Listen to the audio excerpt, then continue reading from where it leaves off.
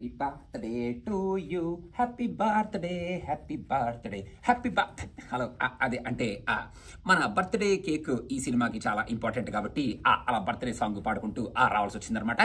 మన విజయశాంతి గారిని after a long time ఒక పవర్ఫుల్ పోలీస్ ఇన్స్పెక్టర్ రోల్లో కొంచెం సేపు మాత్రమే చూపించి mother and son sentiment cinema తీస్తున్నాం అని మనకి చెప్పి ఆ సెంటిమెంట్ ని కూడా మనకి కొంచెం కొంచెం అక్కడక్కడ అలా అలా పెట్టుకొని మనకి స్టోరీలో మాత్రం కమర్షియల్ ఎలిమెంట్స్ పెట్టాం, ఈ స్టోరీలో అసలు మాస్ ఎలిమెంట్స్ పెట్టాం, అసలు ఎలివేషన్స్ పెట్టాం, అది ఇది అని చెప్పి మనం ఇంతకు ముందు ఎన్నో సినిమాల్లో చూసి చూసి చూసి ఉన్న స్టోరీని, ఉన్న స్క్రీన్ ప్లేని, ఉన్న ట్విస్ట్లని, ఉన్న విలనిజంని, ఉన్న విలన్స్ని వీళ్ళందరినీ పెట్టుకొని మనకి మదర్ సెంటిమెంట్ అలా అలా పూసుకుంటూ ఈ సినిమాలో మనకి మన అర్జున్ సన్ ఆఫ్ వైజయంతి సినిమాని మన ముందుకి తీసుకొచ్చారు అన్నమాట. విజయశాంతి గారు కుమ్మి అవతలేశారు ఆ లుక్ లో కానీ, ఆ యాక్షన్ ఎపిసోడ్స్ లో కానీ అని అన్డౌటెడ్ గా చెప్పొచ్చు. సినిమా స్టార్టింగ్ లో ఈ establishment shots for everybody including the villain who will be the కండల కాంతారావు ఆఫ్ దిస్ మూవీ కూడా బానే ఉన్నాయి. ఇంకా దాని తర్వాత ఎప్పుడైతే ఈ స్టోరీ రీజనింగ్ లోకి వెళ్ళొద్దో స్టోరీ కంప్లీట్ గా ప్రెడిక్టబుల్ అయిపోద్ది అనమాట. ఫస్ట్ హాఫ్ లో వచ్చే సీన్స్ అన్ని దో మన హీరోకి హెవీ బిల్డప్లు, హెవీ డైలాగులు, మన కళ్యాణ్ రామ్ గారు చూడడానికి చాలా బాగున్నారు. ఆ హెవీ బిల్డప్లు అవన్నీ కొన్ని బాగానే వర్కౌట్ అయినాయి, కానీ కొన్ని మరీ మనకి పెట్టారేమో ఈ సినిమాలో అనేటట్టు కొన్ని కమర్షియల్ ఎలిమెంట్స్ అయితే ఉన్నాయి. ఫస్ట్ హాఫ్ లో వచ్చే ఒక mother and son sentiment scene ఏదైతే ఉంటుందో 1-2 అవి బాగానే ఉంటాయి, కానీ ఆ ప్రెడిక్టబుల్ స్టోరీ వల్ల, ప్రెడిక్టబుల్ ఇంటర్వెల్ సీక్వెన్స్ వల్ల మనకి యాక్చువల్గా ఫస్ట్ హాఫ్ అసలు అబ్బా వాట్ ఫస్ట్ హాఫ్ రా, అసలు వాట్ రీజనింగ్ రా, ఇప్పుడు మనం సెకండ్ హాఫ్ లో వెయిట్ చేద్దాంరా అన్న కైండ్ ఆఫ్ ఫీలింగ్ జనరేట్ అయింది అని నాకైతే అనిపించలేదు.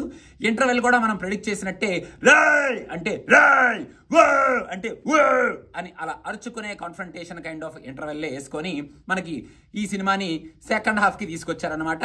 సెకండ్ హాఫ్ మరీ రొటీన్ ఫార్మాట్ లోకి వెళ్ళిపోతుంది అనమాట.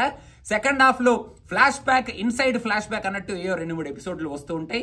మనం ఇంతకు ముందు చూసిన ఎపిసోడ్సే. మన సలార్ లో ఫైట్ సీక్వెన్స్ లాగా ఏదో ఫైట్ సీక్వెన్స్ ఏదో పెట్టుకున్నారు, అది ఓకే బానే ఉంది, కానీ అది కూడా కొంచెం ఓవర్ హైప్ అయిందా అని నాకైతే అనిపించింది. అబ్బా ఇప్పుడు కొత్తగా ఏదో చూస్తున్నాం, అబ్బా ఏమైనా చూపిస్తున్నారా, రక్తం ఉడుకుతుంది కదా అన్న కైండ్ ఆఫ్ ఫీలింగ్ కలగలేదు అని చెప్పడానికి కొంచెం చింతిస్తున్నాం అనమాట. ఇంకా సెకండ్ హాఫ్ లో ఎప్పుడైతే క్లైమాక్స్ పోర్షన్ లోకి ఈ సినిమా వెళ్తుంది అనుకుంటారో అప్పుడు మనకి చుపుక్కు అని చెప్పి ఒక ట్విస్ట్ అయితే పెడతారనమాట. ఆ ట్విస్ట్ అయితే అదనమాట ట్విస్ట్, అలా ఉంటుంది అనమాట ట్విస్ట్. ఆ ట్విస్ట్ తర్వాత ఇంకా మనం ఈ సినిమాలో క్లైమాక్స్ స్టార్ట్ అయినప్పటి నుంచి మనం వెయిట్ చేస్తూ ఉంటాం. క్లైమాక్స్ వెళ్తూ ఉంటది. ఆ క్లైమాక్స్ కూడా మనకి బిల్డప్లు నడుస్తూ ఉంటాయి, హైప్ వస్తూ ఉంటది, అక్కడ బిల్డప్ షాట్లు పడుతూ ఉంటాయి. అక్కడ లాస్ట్ లో ఎమోషన్ సీన్ ఒకటి ట్రై చేశారు. నేనైతే ఇంకా ఎమోషన్ సీన్ గురించి చెప్పను.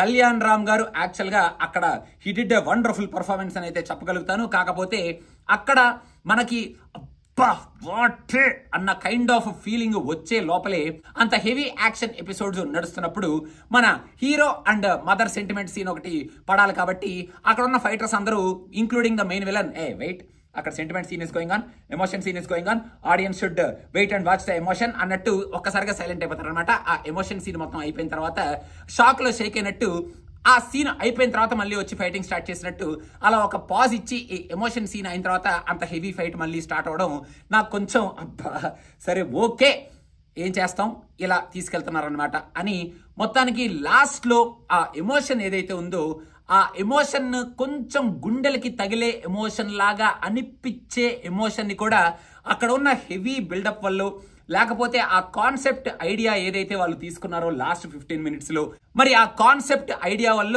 కొంచెం ఓవర్ హైప్ అయిందేమో అని నాకు అనిపించింది. దో మన కళ్యాణ్ రామ్ గారు, మన విజయశాంతి గారు ఇద్దరు అక్కడ సెంటిమెంట్ పండించినా కూడా ఇంకా ఓవరాల్ గా మన కళ్యాణ్ రామ్ గారు మళ్ళీ ఒక మంచి మాస్ రోల్ అయితే చేశారు. లుక్స్ వైజ్, ఆ ఫైట్స్ వైజ్ ఆయన ఎఫర్ట్స్ అయితే పెట్టారు, కానీ స్టోరీ వైజ్, స్టోరీలో ఉన్న ఆ ప్రిడిక్టబిలిటీ వైజ్, ఆ ఎమోషనల్ కంటెంట్ ఆ ప్రిడిక్టబుల్ స్టోరీ వల్ల డౌన్ అయిపోవడం వల్ల మరి కళ్యాణ్ రామ్ గారు అవుట్ పర్ఫార్మ్ చేశారు. అబ్బా వాటే అన్న కైండ్ ఆఫ్ ఫీలింగ్ అయితే కొంచెం తక్కువే వచ్చింది నాకు. మన విజయశాంతి గారు మాత్రం కొన్ని సీన్స్ లో చితక్ కొట్టారు. ఆవిడకి ఇంకా ఎక్కువ రోల్, ఇంకా పవర్ఫుల్ రోల్ ఇచ్చిండి. ఆవిడ దగ్గర ఆ సెంటిమెంట్ అండ్ ఎమోషన్ ని బాగా ఎక్స్ట్రాక్ట్ చేసుకుని ఉంటే మెయిన్ గా సెకండ్ హాఫ్ లో ఇంకా ఈ సినిమా నెక్స్ట్ లెవెల్లో ఉండేది కదా అన్న ఫీలింగ్ అయితే నాకు వచ్చింది. కానీ విజయశాంతి గారిని ఆఫ్టర్ లాంగ్ టైం ఇలా చూడటంలో చాలా చాలా బాగా అనిపించింది. ఇంకా మన సోహెల్ ఖాన్, మన కండల కాంటారో, నేను ఈ సినిమాకి మెయిన్ విలన్, కాకపోతే నేను ఓన్లీ అరుస్తూ ఉంటాను, తిరుగుతూ ఉంటాను, కండలు చూపిస్తూ ఉంటాను, లాస్ట్ లో హీరో చేత చితక్కొట్టిచ్చేసుకుంటాను అనేటట్టు ఆయన ఉంటాడే తప్ప ఆయన వల్ల ఈ సినిమాకి ఏమైనా యూజ్ అయింది, ఆయన ఉండడం వల్ల ఈ సినిమాలో క్యారెక్టర్ ఎలివేట్ అయింది అని నాకైతే ఏమీ అనిపించలేదు బాబు.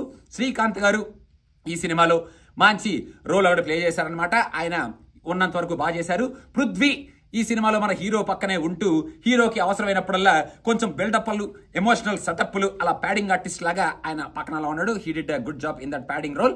సో మొత్తానికి మన హీరోయిన్ ఒక పాట పాడేసి అని చెప్పి అలా 2-3 ఎక్స్ప్రెషన్స్ పెట్టేసి ఆ అమ్మాయి క్యారెక్టర్ని అలా సర్దేస్తారనమాట. మన హీరోకి బిల్డప్ ఇవ్వాల్సినప్పుడల్లా అదిగో వస్తున్నాడు అని చెప్పి ఒక బ్యాక్గ్రౌండ్ వస్తుంది అనమాట. ఆ బ్యాక్గ్రౌండ్ విన్నప్పుడల్లా అదిగో ఎందుకొచ్చాడు, నేనిక్కడెందుకున్నాను, నేనిప్పుడు వెళ్ళిపోతాను అనేటట్టు నాకు బ్యాక్గ్రౌండ్ స్కోర్ నేను పాడుకోవాల్సి వచ్చింది అనమాట. అలా ఉంటుంది ఆ బ్యాక్గ్రౌండ్ స్కోరు. దో అక్కడ సీన్లు కొంచెం గట్టిగా స్ట్రాంగ్ గా ఉన్న ఆ కొంచెం రొటీన్ ఆ మాస్ హైప్ సీన్స్ వల్ల అలా అనిపించింది అనమాట. మీరు కనుక విజయశాంతి గారిని ఆఫ్టర్ లాంగ్ టైం చూడాలి, అసలు ఎలా ఉన్నారు విజయశాంతి గారు ఆ గెటప్స్ లో, అసలు ఏం జరిగింది ఈ సినిమాలో ఆ సెంటిమెంట్ వైజ్ అని కనుక అనుకుంటే, ఒక రొటీన్ స్టోరీని routine kind of predictable screen ప్లేలో, ప్రెడిక్టబుల్ స్టోరీ లైన్ లో మనం ఇంతకుముందు చూసిన కైండ్ ఆఫ్ ప్రెజెంటేషన్ తోనే చూస్తాం, with some emotional scenes between mother and son which will come few times in the first half and 1 or 2 times in the second half. అవి మరి మనం ఎలా రిసీవ్ చేసుకుంటాం అనే దాన్ని బట్టి మనం ఆ ఎమోషన్ కి ఎలా కనెక్ట్ అయ్యాం అనేది ఆధారపడి ఉంటుంది అనమాట. ఇంకా ఆ ఎమోషన్ ని మీరు ఎలా రిసీవ్ చేసుకుంటారు అనే దాన్ని బట్టి ఈ సినిమా మీకు నచ్చిందా లేదా అనేది ఆధారపడి ఉంటుంది. నేను ఇంటికి వెళ్ళిపోతాను అనమాట. ఇప్పుడు అదుగో వెళ్తున్నాను, నేను బయటికి వెళ్తున్నా అన్నట్టు సినిమా పిచ్చాకి ఒక చిన్న సబ్స్క్రిప్షన్ చేసుకోండి. Thank you so much. నేను వెళ్ళిపోతాను.